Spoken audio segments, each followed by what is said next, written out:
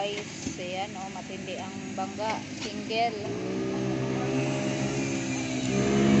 Ayan o.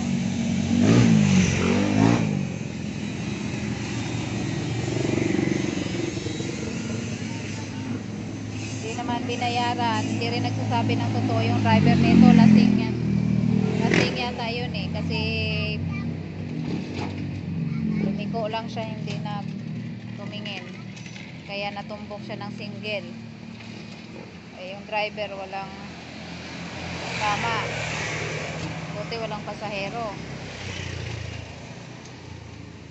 Yung driver naman ng single, hindi daw kabangon. Tumakbo na yung driver nito. Ayan. So ngayon siya ang magbabayad nito.